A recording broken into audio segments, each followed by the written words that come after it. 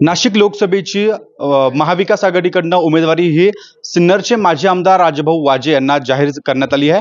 आपल्यासोबत आता राजभाऊ वाजे आहेत। नेमकी त्यांची पहिली प्रतिक्रिया काय आपण ही जाणून घेऊयात। राजभाऊ, नेमकं काय सांगाल? महाविकास आघाडीकडनं आपली उमेदवारी जाहीर करण्यात आली आहे। पक्ष नेतृत्व आदरणीय उद्धवसाहेब ठाकरे, आदरणीय राऊत साहेब, नाशिकचे सर्व पदाधिकारी, आदरणीय पवार साहेब, काँग्रेसचे सर्व पदाधिकारी या सर्वांनी मिळून मला वाटतं माझ्यावर विश्वास दाखवलाय आणि त्यांच्यासाठी मी त्यांचे आभार मानतो। राजभाऊ, काय सांगाल?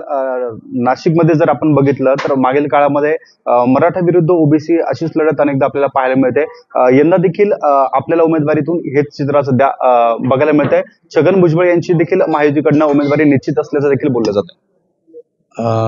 कुणाची उमेदवारी निश्चित आहे मला सांगता येणार नाही, परंतु माणूस म्हणून उमेदवार म्हणून उमेदवारी होती, जात म्हणून उमेदवारी होत नाही असं माझं वैयक्तिक मत आहे। राजभाऊ, मागील काळामध्ये आपण सिन्नरमधील नेतृत्व आपण केलं होतं। ग्रामीण भागात देखील आपला मोठा जनसंपर्क आहे। शहरी भागाचा नेमकी कशा पद्धतीने आपण जे आहे सगळी जी रणनीती ती आखणार आहेत? महाआघाडीचे जे सर्व पक्ष, सर्व घटक आहेत त्या सर्वांना बरोबर घेऊन शहरात काम करणारे मोठे मोठे माणसं आहेत, ते सर्वजण मिळून काम करतील अशी माझी वैयक्तिक भावना आहे। आणि म्हणून आम्ही जसा संपर्क ग्रामीण भागात आहे तसा संपर्क निर्माण करू शहरी भागात सुद्धा। नेमके आपल्या जागेवर मोठ्या प्रमाणात रस्ते केस पाहायला मिळत होती। विजय करंजकर यांचं देखील नाव चर्चेत होतं। मागे त्यांचं नाव मागे पडून आपल्या नावाची घोषणा करण्यात आली आहे। नेमकं आपण कसं बघताय आणि करंजकरांची नाराजी आपण कशी दूर करणार? मला असं वाटतं की जो शिवसेनेत ज्यांनी काम केलेलं आहे तर ते नाराजी प्रत्येकाची असू शकते। एखाद्याला एखादी गोष्ट मिळाली नाही तर नाराजी असू शकते, परंतु पक्षनिष्ठेत मला वाटतं ते आता सुभरे कमी नाही आहेत। नाशिक लोकसभेमध्ये अनेक महत्त्वाचे प्रश्न आहे। नेमके आपण काय विजन ठेवून पुढील निवडणुकीला सामोरे जाणार आहे?